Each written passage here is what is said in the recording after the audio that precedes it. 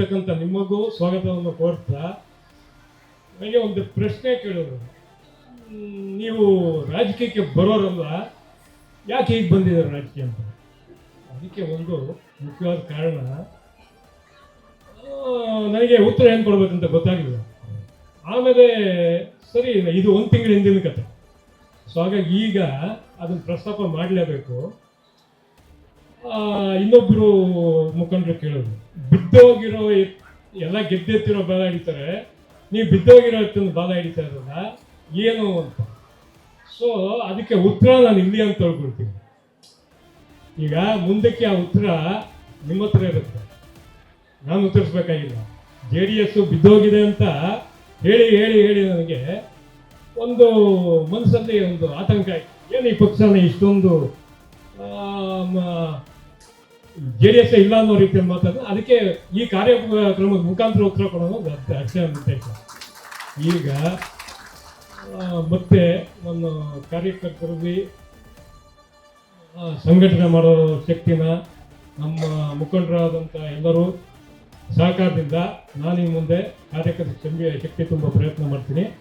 ಹಾಗೂ ಒಂದು ಪಕ್ಷಕ್ಕೆ ನಾಯಕರು ಭಾಳ ಮುಖ್ಯ ಆಗ್ತಾರೆ, ಮತ್ತು ಆ ಪಕ್ಷಕ್ಕೆ ನಾಯಕರಿಗೆ ಕಾರ್ಯಕರ್ತರು ಭಾಳ ಮುಖ್ಯ ಆಗ್ತಾರೆ, ಮತ್ತು ಕಾರ್ಯಕರ್ತರು ಪಕ್ಷ ನಾಯಕರಿಗೆ ಮತದಾರರು ತುಂಬ ಮುಖ್ಯ ಆಗ್ತಾರೆ ನೀವು. ಆದ್ದರಿಂದ ಈ ಒಂದು ಸಂದರ್ಭದಲ್ಲಿ ನನ್ನ ವಿನಂತಿ, ಯಾರು ಕೂಡ ಆತಂಕ ಪಡೋ ಅಗತ್ಯ ಇಲ್ಲ. JDS ಪಕ್ಷ ಪ್ರಾದೇಶಿಕ ಪಕ್ಷ, ಹಾಗೂ ಇದು ಜನವರ ಮನಸ್ಸಲ್ಲಿರ್ತಕ್ಕಂಥ ಪಕ್ಷ. ಯಾಕಂದರೆ ಕುಮಾರಣ್ಣವರು ಈ ಭಾಗದಲ್ಲಿ ಪುಟ್ಟಹಳ್ಳಿ ಒಂದು ರೋಡನ್ನು ಮಾಡಿದ ತಕ್ಷಣ ಅದಕ್ಕೆ ಮೆಚ್ಚುಗೆ ಮಹಾಪುರ ಬಂತು ಆಗ. ಆದರೆ ಅದಕ್ಕೆ ಅದು ಓಟುಗಳಾಗಿ ಪರಿವರ್ತನೆ ಆಗಿದೆ. ಸೊ ಇದಕ್ಕೆ ನನ್ನ ಒಂದು ವಿನಂತಿ ಏನಂದರೆ, ಇನ್ನು ಮುಂದೆ ನಮ್ಮ ನಾಯಕರ ಸಹಕಾರದೊಂದಿಗೆ ನಾವು ಪಕ್ಷ ಮುನ್ನಡೆಸೋದಕ್ಕೆ ಒಗ್ಗಟ್ಟಿನಿಂದ, ಈ ಎಲ್ಲ ನಾಯಕರ ಒಗ್ಗಟ್ಟಿನೊಂದಿಗೆ ನಾವು ಪಕ್ಷನ ಮುನ್ನಡೆಸ್ತೀವಿ. ನಮ್ಮ ಗ್ರೇಟರ್ ಬೆಂಗಳೂರು ಪ್ರಾಧಿಕಾರದ ಅಧ್ಯಕ್ಷರಾಗಿ ರಮೇಶ್ ಗೌಡ್ರು ಇರೋದ್ರಿಂದ ಬೆಂಗಳೂರಿನ ಸುತ್ತಮುತ್ತ ಏನು ಪಕ್ಕದ ರಾಜ್ಯಗಳಲ್ಲಿ ಭಾಳಷ್ಟು ಬದಲಾವಣೆಗಳಾಗಿದೆ. ಒಂದು ಒಳಚರಂಡಿ ವ್ಯವಸ್ಥೆ ಇರ್ಬೋದು, ಒಂದು ಏನು ಹೇಳ್ತಾರೆ, ಈಗ ಒಂದು ಮಳೆ ಬಂದರೆ ಬೆಂಗಳೂರು ಮುಳುಗುತ್ತೆ ಅಂತ.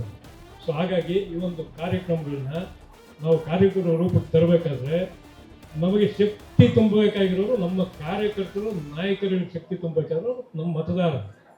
ಸೊ ಹಾಗಾಗಿ ನಿಮ್ಮ ದಯಮಾಡಿ ವಿನಂತಿ ಮಾಡ್ತೀನಿ, ಎಲ್ಲರೂ ಯಾವುದೇ ಒಂದು ಪಕ್ಷಕ್ಕೆ ಏನು ಅಸ್ತಿತ್ವ ಇಲ್ಲ ಅನ್ನೋದನ್ನ ದಯವಿಟ್ಟು ಯಾರು ಈ ಮೂಲಕ ಮನವಿ ಮಾಡ್ತೀನಿ, ಇನ್ನು ಮುಂದೆ ಅದು ಯಾರೇ ಕಾರ್ಯಕರ್ತರಿಗೆ ಪ್ರಸ್ತಾಪ ಬರಬಾರ್ದು. ಇನ್ನು ಮುಂದೆ ಪಕ್ಷ ಸಂಘಟಿಸೋಕ್ಕೆ ನಾಯಕರಿದ್ದಾರೆ, ಕಾರ್ಯಕರ್ತರಿದ್ದಾರೆ. ಸೊ ಇದೇ ಒಗ್ಗಟ್ಟಿನಲ್ಲಿ ನಮ್ಮ ಬಲ ಇದೆ ಅಂತ ನಾವು ಹೋರಾಡ್ತೀವಿ.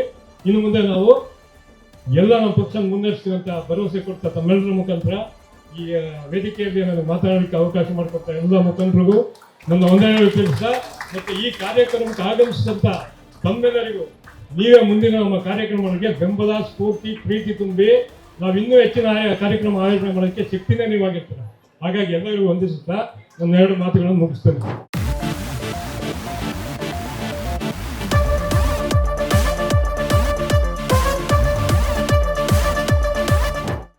ಈ ಮೈತ್ರಿಯಿಂದ ಕಳೆದ ಲೋಕಸಭಾ ಚುನಾವಣೆಯಲ್ಲಿ ಬಹುತೇಕವಾಗಿ ನಮ್ಮ ಪಕ್ಷ ಗ್ರಾಮಾಂತರ ರೈತರ ಪಕ್ಷ ಅಂತ ಇದ್ರೂ ಕೂಡ ನಮ್ಮಿಂದ ಸಾಕಷ್ಟು ರೀತಿಯಲ್ಲಿ ಕೂಡ ಈ ಮೈತ್ರಿ ಪಕ್ಷಗಳು ಕೂಡ ಸುಮಾರು 8-12 ಸೀಟುಗಳನ್ನು ತರಲಿಕ್ಕೆ ನಾವು ಯಶಸ್ವಿಯಾಗಿದ್ದೇವೆ. ಏನು ಬೆಂಗಳೂರು ಮಹಾನಗರ ಪಾಲಿಕೆಯ ಆಡಳಿತದಲ್ಲಿ ಏನು ನಡೆಸ್ತಾ ಇತ್ತು ಇಂದಿನ ಒಂದು ಭಾಗ ಇದ್ದ ಪಕ್ಷ ನಡೆಸ್ತಾ ಇತ್ತು, ಬಹುಶಃ ಆ ಅಧಿಕಾರ ಅಂತ್ಯಗೊಂಡು 6 ವರ್ಷ ಆಗಿದೆ. 6 ವರ್ಷದಿಂದ ಕೂಡ ಬೆಂಗಳೂರು ನಗರಕ್ಕೆ ಚುನಾಯಿತ ಪ್ರತಿನಿಧಿಗಳು ಇಲ್ಲ. ಬಹುಶಃ ತಮಗೆ ಗೊತ್ತಿಲ್ಲದ ಮಟ್ಟಿಗೆ ಕೂಡ ಅದು ಯಾವುದೇ ಸರ್ಕಾರ ಇರ್ಬೋದು, ಹಿಂದೆ ಇದ್ದಾಗಲೂ ಕೂಡ ನಾವು ಚುನಾವಣೆ ನಡೆಸಲಿಕ್ಕಾಗಲಿಲ್ಲ. ನಾವು ಕಾಂಗ್ರೆಸ್ ಒಟ್ಟಿಗೆ ಮೈತ್ರಿ ಮಾಡ್ಕೊಂಡು ಚುನಾವಣೆ ನಡೆಸಲಿಕ್ಕಾಗಲಿಲ್ಲ. ತದನಂತರವಾಗಿ ಬಂದ BJP ಸರ್ಕಾರ ನಡೆಸಲಿಲ್ಲ. ಈಗ ಕಳೆದ 3 ವರ್ಷದಲ್ಲಿ ಇರ್ತಕ್ಕಂಥ ಕಾಂಗ್ರೆಸ್ ಸರ್ಕಾರ ಕೂಡ ನಡೆಸಿಲ್ಲ, ಏನಿಲ್ಲ. ಕಳೆದ 3 ತಿಂಗಳ ಹಿಂದೆಯಲ್ಲಿ ಸುಪ್ರೀಂ ಕೋರ್ಟ್ ಆದೇಶದ ಪ್ರಕಾರವಾಗಿ ಈ ಗ್ರೇಟರ್ ಬೆಂಗಳೂರು ಅಥಾರಿಟಿಯಲ್ಲಿ ಬರತಕ್ಕಂಥ 5 ನಗರ ಪಾಲಿಕೆಗಳಿಗೆ ಆಗಸ್ಟ್ ತಿಂಗಳೊಳಗಾಗಿ ಚುನಾವಣೆಯನ್ನು ನಡೆಸಲಿಕ್ಕೆ ಸುಪ್ರೀಂ ಕೋರ್ಟ್ ಆದೇಶ ನೀಡಿದೆ. ಬಹುಶಃ ಏನಾದರೂ ಕೂಡ ಇತ್ತೀಚೆಗೆ ಆಗಿರ್ತಕ್ಕಂತಹ ರಾಜ್ಯದಲ್ಲಿ ಬದಲಾವಣೆ ಆಗಿರ್ತಕ್ಕಂತಹ ಮುಖ್ಯಮಂತ್ರಿಯಾಗಿ ಹೊಸದಾಗಿ ಬಂದಿರೋ ದೃಷ್ಟಿನಲ್ಲಿ ಕೂಡ ಏನಾದರೂ ಕೂಡ ಸೆಪ್ಟೆಂಬರ್ ಅಕ್ಟೋಬರ್ಗೆ 1-2 ತಿಂಗಳು ಅವಕಾಶ ಕೊಡಬಹುದೇ ವಿನಃ ಯಾವುದೇ ಕಾರಣಕ್ಕೂ ಕೂಡ ಮುಂಬರ್ತಕ್ಕಂತಹ ಚುನಾವಣೆಗಳು ಮುಂದೂಡುವುದಿಲ್ಲ.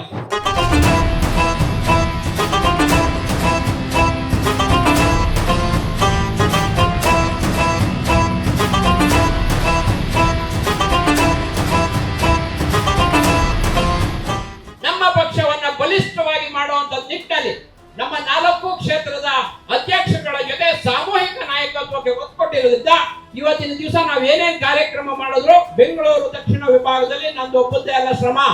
4 ಕ್ಷೇತ್ರದ ಅಧ್ಯಕ್ಷರುಗಳು, ಪದಾಧಿಕಾರಿಗಳು, ವಾರ್ಡ್ ಅಧ್ಯಕ್ಷರುಗಳು ಸಾಮೂಹಿಕ ನಾಯಕತ್ವಕ್ಕೆ ಒತ್ತು ಕೊಟ್ಟಿದ್ರಿಂದ ಎಲ್ಲರೂ ಪರಸ್ಪರ ಪ್ರೀತಿ ವಿಶ್ವಾಸದಿಂದ ನೋಡ್ಕೊಂಡು ಹೋಗಿರೋದ್ರಿಂದ ನಾವೊಂದು ಯಾವುದೇ ಒಂದು ಕಾರ್ಯಕ್ರಮವನ್ನ ಮಾಡಿದಾಗ ಯಶಸ್ವನ್ನ ಕಾಣಿಸ್ತಾ ಇದ್ದೀವಿ.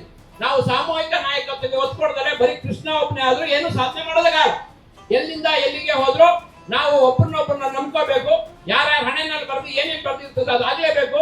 ಆ ನಿಟ್ಟಿನಲ್ಲಿ ನಾವೆಲ್ಲ ಸಾಮೂಹಿಕ ನಾಯಕತ್ವಕ್ಕೆ ಒತ್ತು ಕೊಟ್ಕೊಂಡು ಬಂದಿರುವಂತ ವಿದ್ಯಾರ್ಥಿ ದಶೆಯಿಂದಲೂ ನಾವು ಈ ಕಾರ್ಯಕ್ರಮನ ಮಾಡ್ಕೊಂಡು ಬಂದಿದ್ದೇವೆ. ನಮ್ಮ ಈ GBA ಚುನಾವಣೆಯ ದೃಷ್ಟಿಯಿಂದ ವಾರ್ಡ್ ವೈಸ್ ನಾವು ಗಟ್ಟಿ ಮಾಡಬೇಕಾಗ್ತದೆ. ವಾರ್ಡಿಂದ ಕ್ಷೇತ್ರ ಗಟ್ಟಿ ಆಗಬೇಕಾಗ್ತದೆ. ಕ್ಷೇತ್ರದಿಂದ ನಮ್ಮ ಬೆಂಗಳೂರು ದಕ್ಷಿಣ ವಿಭಾಗ ಗಟ್ಟಿ ಆಗಬೇಕಾಗುತ್ತೆ. ಬೆಂಗಳೂರು ದಕ್ಷಿಣ ವಿಭಾಗ ಗಟ್ಟಿ ಆದ್ರೆ 4 ಕ್ಷೇತ್ರಗಳು ನಮ್ಮ Bengaluru South, North, East, West, Central ಇವಿಷ್ಟೂ ಗಟ್ಟಿ ಆಗ್ತದೆ. ಯಾವಾಗ ನಾವುಗಳೆಲ್ಲ ಒಟ್ಟಿಗೆ ಹೋರಾಟ ಮಾಡಿದಾಗ ಜನತಾ ದಳದ ಹಳೆ 83ನೇ ವರ್ಷದ ಇತಿಹಾಸ ಮರುಕಳಿಸೋದಕ್ಕೆ ಕಷ್ಟ ಆಗೋದಿಲ್ಲ ಅಂತಲ್ಲಾದ್ರು, ಆದ್ರೆ ಕಷ್ಟನೇ ಆದ್ರೂ ಮನಸ್ಸಿದ್ರೆ ಮಾರ್ಗ ಅನ್ನೋ ಒಂದು ದೃಷ್ಟಿನ ನಾವು ಮನಸ್ಸಿನಲ್ಲಿ ಇಟ್ಕೊಳ್ಬೇಕು. ಇಲ್ಲಿ ನಮ್ಮ ಬೆಂಗಳೂರು ಸೌತ್ ನಲ್ಲಿ ಎಲ್ಲಿದೆ ಜನತಾ ದಳ ಯಾತಕ್ಕೆ ಹೋಗ್ತೀರಿ ಅಂದ್ರೆ ಯಾವಾಗ್ಲೂ ನಾವು ಸುಖದಲ್ಲಿ ಸುಖ ಬೀಳೋದು ದೊಡ್ಡ ವಿಷಯ ಅಲ್ಲ, ಕಷ್ಟದಲ್ಲಿ ಸುಖ ಬೀಳೋದು ಬಹಳ ದೊಡ್ಡ ವಿಷಯ ಆಗ್ತದೆ.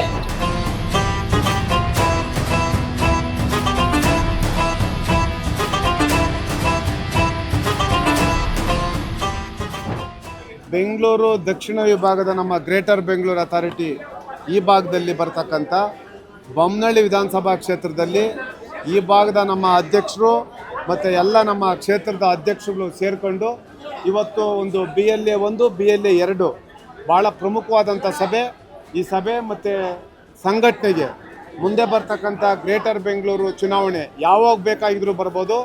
ಇವತ್ತು ಎಲ್ಲ ನಮ್ಮ ಪಕ್ಷದ ಪ್ರಮುಖ ಮುಖಂಡರು, ಮಹಿಳಾ ಮುಖಂಡರು, ಈ ಭಾಗದ ಹಿಂದೆ ನಮ್ಮ ಪಕ್ಷದಲ್ಲಿದ್ದು ಭಾಳ ಜನ ಮನೆಯಲ್ಲಿ ತಟಸ್ಥವಾಗಿದ್ದರು, ಅವರೆಲ್ಲರೂ ಸಹ ಇವತ್ತು ಮತ್ತೊಮ್ಮೆ ಈ ಒಂದು ಪ್ರಾದೇಶಿಕ ಪಕ್ಷ ಬೆಂಗಳೂರು ನಗರದಲ್ಲಿ ಶಕ್ತಿಯುತವಾಗಿ ಪಕ್ಷದ ಸಂಘಟನೆಯನ್ನು ಮಾಡಬೇಕು ಅಂತೇಳಿ ಇವತ್ತು ತಟಸ್ಥವಾಗಿದ್ದಂಥವರೆಲ್ಲನೂ ಮತ್ತೆ ಹೊರಗಡೆ ಬಂದು ಈಗಾಗಲೇ ಏನು ಒಂದು ಸಂಘಟನೆಗೆ ಹೆಚ್ಚು ಶಕ್ತಿ ತುಂಬಂಥ ಕೆಲಸ ಮಾಡಿದ್ದಾರೆ. ಹಾಗಾಗಿ ಈ ಭಾಗದ ಪ್ರಮುಖ ಎಲ್ಲ ನಮ್ಮ ನಾಯಕರಿಗೂ ಸಹ ನಾನು ಪಕ್ಷದ ವತಿಯಿಂದ ಅಭಿನಂದನೆ ಹೇಳ್ತಾ ಇದ್ದೀನಿ.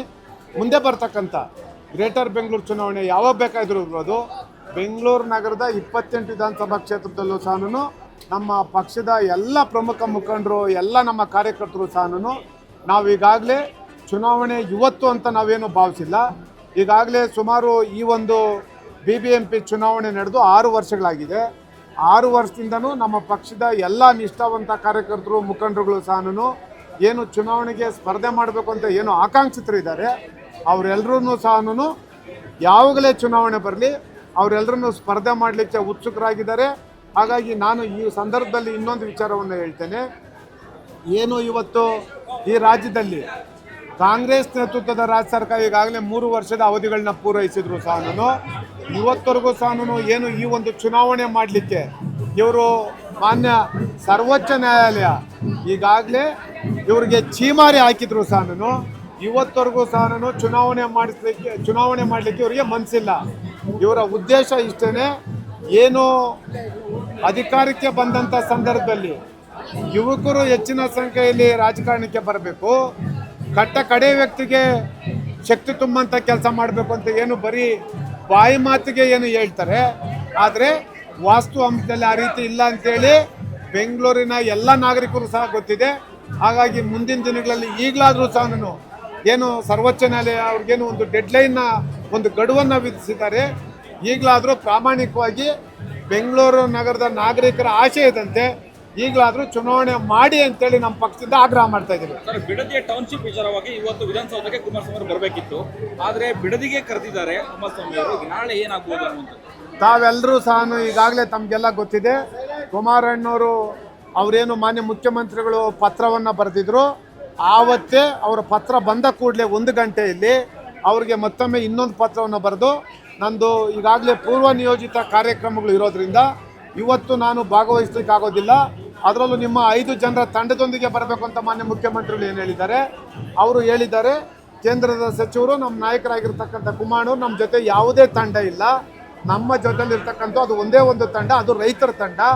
ಹಾಗಾಗಿ ಏನು ಸುಮಾರು 450 ದಿನಗಳಿಂದ ಇವತ್ತು ರೈತರೇನು ಉಪವಾಸ ಸತ್ಯಾಗ್ರಹ ಮಾಡ್ತಾ ಇದ್ದಾರೆ, ಹೋರಾಟವನ್ನು ಮಾಡ್ತಾ ಇದ್ದಾರೆ ಹಗಲು ರಾತ್ರಿ.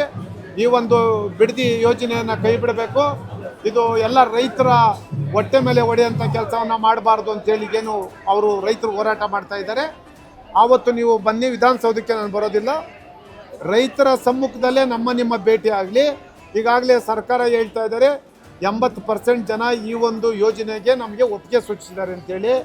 ಆದರೆ ವಾಸ್ತವಾಂಶ ಆಗಿಲ್ಲ. ವಾಸ್ತವಾಂಶ 80% ರೈತರು ವಿರೋಧವನ್ನು ವ್ಯಕ್ತಪಡಿಸ್ತಾ ಇದ್ದಾರೆ ಈ ಒಂದು ಟೌನ್ಶಿಪ್ಗೆ. ಹಾಗಾಗಿ ವಾಸ್ತವಾಂಶ ತಮ್ಮ ಮಾಧ್ಯಮದ ಸಮ್ಮುಖದಲ್ಲಿ, ಅಲ್ಲಿ ಪ್ರತಿಭಟನೆ ಮಾಡ್ತಾ ಇರ್ತಕ್ಕಂಥ ರೈತರ ಸಮ್ಮುಖದಲ್ಲಿ ಮಾನ್ಯ ಮುಖ್ಯಮಂತ್ರಿಗಳು, ನಮ್ಮ ನಾಯಕರಾಗಿರ್ತಕ್ಕಂಥ ಕುಮಾರಣ್ಣವರು ಅಲ್ಲೇ ಮುಖಾಮುಖಿ ಭೇಟಿಯಾಗಿ ವಾಸ್ತವಾಂಶ ರಾಜ್ಯದ ಜನತೆಗೆ ಗೊತ್ತಾಗಬೇಕು ಅಂತೇಳಿ ಈಗಾಗಲೇ ಅವರು ಮತ್ತೊಮ್ಮೆ ಇನ್ನೊಂದು ಪತ್ರವನ್ನು ಸಹ ನಿನ್ನೆ ಬರೆದಿದ್ದಾರೆ. ಅದಕ್ಕೆ ಮಾನ್ಯ ಮುಖ್ಯಮಂತ್ರಿಗಳು ಯಾವುದೇ ರೀತಿಯ ಪ್ರತಿಕ್ರಿಯೆಯನ್ನು ಕೊಟ್ಟಿಲ್ಲ. ನಾನು ಹೇಳ್ತಕ್ಕಂಥದ್ದು ಇಷ್ಟೇ, ಈ ರಾಜ್ಯದಲ್ಲಿ ಏನು ರೈತರ ವಿರೋಧ ಇದೆ, ನಮ್ಮ ಪಕ್ಷ ಯಾವುದೇ ಕಾರಣಕ್ಕೂ ಸಹ ಈ ಒಂದು ಯೋಜನೆಗೆ ಏನು ಸರ್ಕಾರ ಇವರು ಪ್ರತಿಷ್ಠೆಯಾಗಿ ತಗೊಂಡಿದ್ದಾರೆ. ಆದರೆ ನನ್ನ ಮನವಿ ಸರ್ಕಾರಕ್ಕೆ, ನಿಮ್ಮ ಈ ಪ್ರತಿಷ್ಠೆ ಬೇಡ, ರೈತರನ್ನ ಉಳಿಸ್ತಕ್ಕಂಥ ಕೆಲಸವನ್ನು ಮಾಡಬೇಕು. ನಮ್ಮ ಪಕ್ಷ ಏನು ಈ ಯೋಜನೆಗೆ ರೈತರು ವಿರೋಧ ವ್ಯಕ್ತಪಡಿಸ್ತಾ ಇದ್ದಾರೆ, ನಮ್ಮ ಪಕ್ಷ ಪ್ರಾಮಾಣಿಕವಾದಂಥ ರೈತರ ಪರವಾಗಿ ನಮ್ಮ ಪಕ್ಷ ಸದಾಕಾಲ ನಿಲ್ಲುತ್ತೆ. ರೈತರು ಒಪ್ಕೊಂಡ್ರೆ ನಂದೇನು ಅಭ್ಯಂತರ ಇಲ್ಲ ಅಂತ ಹೇಳಿದ್ದಾರೆ ಕುಮಾರಣ್ಣವರು ಅವತ್ತು ಹೇಳಿದ್ದಾರೆ, ಇವತ್ತು ಹೇಳಿದ್ದಾರೆ. ಅಲ್ಲಿ ಯೋಜನೆಗೆ ವಿರೋಧ ಮಾಡ್ತಾ ಇರ್ತಕ್ಕಂಥದ್ದು ರೈತರು ನಾವು ಈ ಭೂಮಿಯನ್ನು ಕೊಡ್ತೀರಿ ಅಂತಂದರೆ ಅದರಲ್ಲಿ ಕುಮಾರಣ್ಣವರಾಗಲಿ ಇನ್ನೊಬ್ಬರ ಪಾತ್ರಗಳು ಏನಿರ್ತದೆ. ಹಾಗಾಗಿ ಅವರು ಅವತ್ತು ಹೇಳಿದರು, ಇವತ್ತು ಹೇಳ್ತಾ ಇದ್ದಾರೆ. ಈಗಾಗಲೇ ಸರ್ಕಾರ ಅಲ್ಲಿರ್ತಕ್ಕಂಥ ಸ್ಥಳೀಯ ಶಾಸಕರು ಹೊಸ ನಾಟಕವನ್ನು ಶುರು ಮಾಡಿದ್ದಾರೆ. ಅವ್ರಿಗೆ ಬೇಕಾಗಿರ್ತಕ್ಕಂಥ ಯಾರು ಬರಡು ಭೂಮಿ ಇದೆ ಇಟ್ಕೊಂಡಿದ್ದಾರೆ, ಅಲ್ಲಿ ಯಾರೋ ಒಂದು 25-30 ಜನ ರೈತರನ್ನ ಅವ್ರನ್ನ ನಾವು ಯೋಜನೆಗೆ ನಮ್ಮದು ಬೆಂಬಲ ಇದೆ ಅಂತೇನು ಹೇಳ್ತಾ ಇದ್ದಾರೆ. ಅದು ಎಲ್ರಿಗೂ ಸಹ ಗೊತ್ತಿದೆ. ಇದು ಇವರು ಸರ್ಕಾರ ಈ ರೀತಿ ಆ ಒಂದು ಯಾರು ಪ್ರಾಮಾಣಿಕವಾದಂಥ ರೈತರಿದ್ದಾರೆ, ಆ ರೈತರ ಹೋರಾಟವನ್ನು ಹಚ್ಚಿಕ್ಕತಕ್ಕಂಥ ಕೆಲಸವನ್ನು ಇವರು ಆ ಸ್ಥಳೀಯ ಶಾಸಕರು ಮಾಡ್ತಾ ಇದ್ದಾರೆ. ಅದು ವಾಸ್ತವಾಂಶ ಅಲ್ಲ. ವಾಸ್ತವಾಂಶ ಈಗಾಗಲೇ ಮಾಧ್ಯಮದ ಸ್ನೇಹಿತರು ಈ ರಾಜ್ಯದ ಜನತೆಗೆ ತೋರಿಸಿದ್ದೀರಿ. ವಾಸ್ತವಾಂಶ 80% ಜನ ಈ ಒಂದು ಯೋಜನೆಗೆ ವಿರೋಧ ವ್ಯಕ್ತಪಡಿಸ್ತಾ ಇದ್ದಾರೆ. ಹಾಗಾಗಿ ಕೂಡಲೇ ಸರ್ಕಾರವನ್ನು ನಾವು ಆಗ್ರಹ ಮಾಡ್ತೀರಿ. ಈ ಟೌನ್ಶಿಪ್ ನೀವು ಏನು ಮಾಡಲೇಬೇಕು ಅಂತೇಳಿ ಪ್ರತಿಷ್ಠೆಯಾಗಿ ತಗೊಂಡಿದ್ದೀರಿ. ರೈತರ ಉಳಿಗೋಸ್ಕರ ನಿಮ್ಮ ಸರ್ಕಾರದ ಪ್ರತಿಷ್ಠೆಯನ್ನು ಬದಿಗಿಟ್ಟು ರೈತರನ್ನ ಉಳಿಸ್ತಕ್ಕಂಥ ಕೆಲಸ ಮಾಡಬೇಕು ಅಂತೇಳಿ ನಾವು ನಮ್ಮ ಪಕ್ಷ ಆಗ್ರಹ ಮಾಡ್ತಾ ಇದ್ದೀವಿ.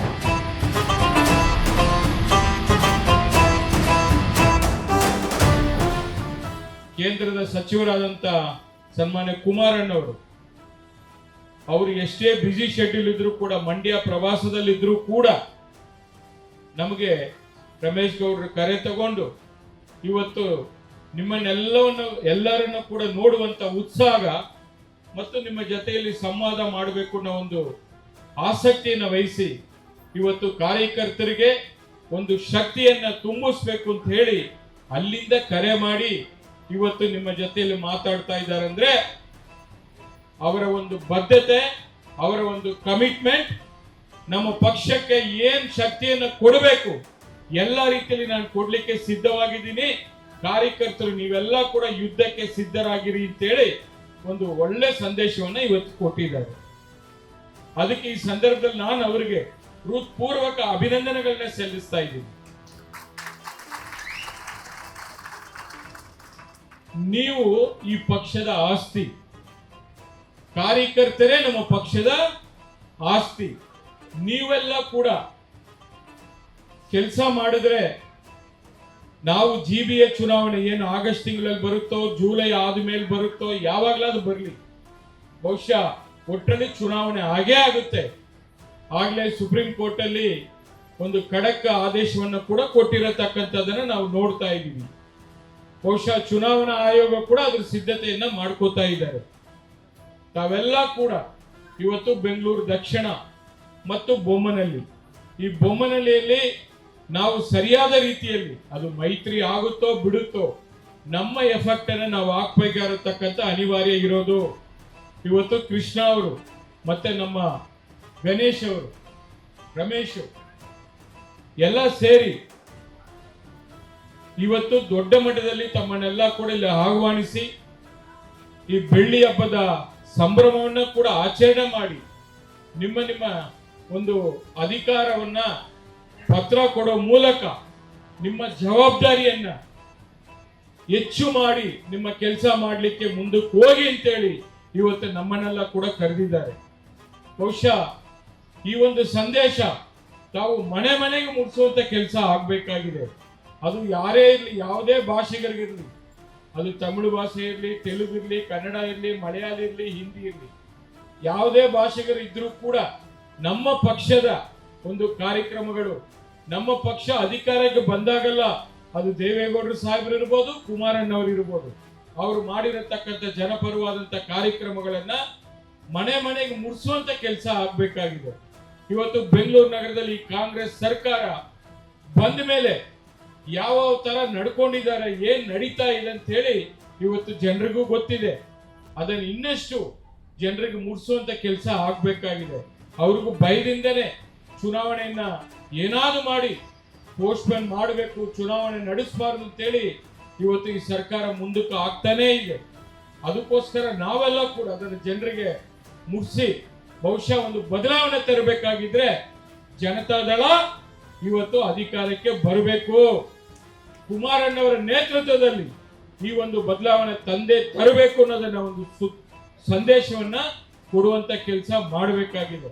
ಇವತ್ತು ಬೆಂಗಳೂರು ನಗರದಲ್ಲಿ ಆಗ್ಲೇ ಹೇಳಿದ್ರು ಇಂದಿನ ಉಪಮುಖ್ಯಮಂತ್ರಿಗಳು, ಇವತ್ತಿನ ಮುಖ್ಯಮಂತ್ರಿಗಳು, ಬೆಂಗಳೂರು ನಗರ ಇವತ್ತು ಸಂಚಾರ ಇರ್ಬೋದು, ಬೇರೆ ರೀತಿ ಯಾವುದೇ ಒಂದು ಕೆಲಸವನ್ನ ಆ ಈಶ್ವರ ಶಿವ ಕೈಲಾಸದಿಂದ ಕೆಳಗೆ ಬಂದ್ರೂ ಕೂಡ ಇವತ್ತು ಈ ಟ್ರಾಫಿಕ್ ಸಮಸ್ಯೆಯನ್ನ ಬಗೆಹರಿಸಕ್ ಆಗಲ್ಲ ಅಂತ ಹೇಳಿ ಮಾತಾಡಿದ್ದಾರೆ. ಇವತ್ತು ಟೆನಲ್ ರೋಡ್ ಇರ್ಬೋದು, ಇವತ್ತು ಬೇರೆ ಬೇರೆ ರೀತಿಯಲ್ಲಿ ಏನ್ ಮಾಡಬೇಕು ಅನ್ನೋದು ಕೂಡ ಇವತ್ತು ಸರ್ಕಾರ ಎಡವಿರತಕ್ಕಂಥದನ್ನ ನಾವು ನೋಡ್ತಾ ಇದೀವಿ. ಆದ್ರೆ ಇಡೀ ರಾಜ್ಯದಲ್ಲಿ ಬೆಂಗಳೂರು ನಗರದಲ್ಲಿ ಆಗುವಂತ ರೆವಿನ್ಯೂ 60% ಬೆಂಗಳೂರು ನಗರದಿಂದ ಬರ್ತಾ ಇದೆ ಸರ್ಕಾರಕ್ಕೆ. ಆದ್ರೆ ಸರ್ಕಾರ ಏನ್ ಮಾಡ್ತಾ ಇದೆ ಅದನ್ನ ಜನ ಪ್ರಶ್ನೆ ಮಾಡ್ತಾ ಇದ್ದಾರೆ. ಅದರಿಂದ ತಾವೆಲ್ಲ ಕೂಡ ಇವತ್ತು ಬೆಂಗಳೂರು ನಗರ ಯಾವ ತರ ಕಸದ ನಗರ ಆಗಿದೆ, ಗಾರ್ಬೇಜ್ ಸಿಟಿ ಆಗಿದೆ, ಗಾರ್ಡನ್ ಸಿಟಿ ಹೋಗ್ತಾ ಇದೆ. ಇವತ್ತು ಗಾರ್ಡನ್ ಸಿಟಿ ಎಲ್ಲ ನೋಡಕ್ ಆಗ್ತಾ ಇದೆಯಾ? ಎಲ್ಲಿ ನೋಡಿದ್ರು ಗಾರ್ಬೇಜು. ಇವತ್ತು ಕುಡಿಯೋ ನೀರಿನ ಪ್ರಾಬ್ಲಮ್. ಎಲ್ಲಾದ್ರೂ ನೋಡಿ ಮಳೆ ಬಂದ್ರೆ ಒಂದು ಸಣ್ಣ ಮಳೆಗೆ ಬೆಂಗಳೂರು ನಗರ ಕೊಚ್ಕೊಂಡು ಹೋಗ್ತಾ ಇದೆ. ಬಹಳ ಜನ ಸಂಚಾರ ಮಾಡಕ್ ಆಗಲ್ಲ. ಇದು ಪ್ರಾಬ್ಲಮ್ ಇರತಕ್ಕಂಥದ್ದು. ಇದಕ್ಕೆಲ್ಲ ಪರಿಹಾರ ಜಾತ್ಯತೀತ ಜನತಾದಳ, JDS ಒಂದೇ ಅಂತ ಹೇಳಿ ನಾವು ಕೂಡ ಎಲ್ಲರ ತರ ತೆಗೆದುಕೊಂಡು ಹೋಗ್ಬೇಕಾಗಿರತಕ್ಕಂಥ ಅನಿವಾರ್ಯ ಇದೆ. ಆಗ್ಲೇ ನಮ್ಮ ಪಕ್ಷದ ಬ್ಲೂ ಪ್ರಿಂಟ್ ಕೂಡ ರೆಡಿ ಆಗ್ತಾ ಇದೆ. ನಾವು ಏನೇನು ಕಾರ್ಯಕ್ರಮಗಳನ್ನ ಕೊಡಬೇಕು, ಏನೇನು ಸಮಸ್ಯೆಗಳಿದೆ, ಹೆಂಗೆ ತಗೊಂಡು ಹೋಗ್ಬೇಕು ಅನ್ನೋದ್ರ ಬಗ್ಗೆ ಜನರಿಗೆ ಅರಿವು ಮೂಡಿಸುವಂತ ಕೆಲಸವನ್ನ ನಾವೆಲ್ಲರೂ ಕೂಡ ಸೇರಿ ಮಾಡೋಣ. ಪಕ್ಷದ ವತಿಯಿಂದ ಒಂದಷ್ಟು ಕಿರುಪತ್ರಗಳನ್ನ, ಹ್ಯಾಂಡ್ ಬಿಲ್ಗಳನ್ನ ಪ್ರಿಂಟ್ ಮಾಡಿ ನಮಗೆ ಕೊಡ್ತಾರೆ. ಅದನ್ನು ಜನರಿಗೆ ಮನವರಿಕೆ ಮಾಡಿ ಮುಟ್ಟಿಸುವಂತ ಕೆಲಸ ನಾವೆಲ್ಲರೂ ಕೂಡ ಸೇರಿ ಮಾಡೋಣ ಅಂತ ಹೇಳ್ತಾ, ಈ ಕ್ಷೇತ್ರದಲ್ಲಿ ಏನೇ ಸಮಸ್ಯೆ ಇದ್ರೂ ಕೂಡ ನಮ್ಮ ಗಮನಕ್ಕೆ ತನ್ನಿ, ನಾವೆಲ್ಲ ಕೂಡ ನಿಮ್ಮ ಮನೆ ಬಾಗಿಲಿಗೆ ಬರ್ತೀವಿ ಅಂತ ಹೇಳ್ತಾ, ಮತ್ತೊಮ್ಮೆ ಇವತ್ತೇನು ಬೆಳ್ಳಿ ಹಬ್ಬವನ್ನ ಪೌರ ಕಾರ್ಮಿಕರು, ಆಟೋ ಚಾಲಕರಿಗೆ ಸಮವಸ್ತ್ರ ಕೊಡೋ ಮೂಲಕ ಒಂದು ಒಳ್ಳೆ ಸಂದೇಶವನ್ನ ಇವತ್ತು ಇಲ್ಲಿ ಈ ಭಾಗದ ಕೃಷ್ಣ ಅವರ ನೇತೃತ್ವದಲ್ಲಿ ಮಾಡ್ತಾ ಇದ್ದಾರೆ. ಅವ್ರಿಗೆ ವಿಶೇಷವಾಗಿ ನಾನು ಅಭಿನಂದನೆಗಳನ್ನ ಸಲ್ಲಿಸ್ತಾ ಇದ್ದೇನೆ ಕೃಷ್ಣ ಅವರಿಗೆ.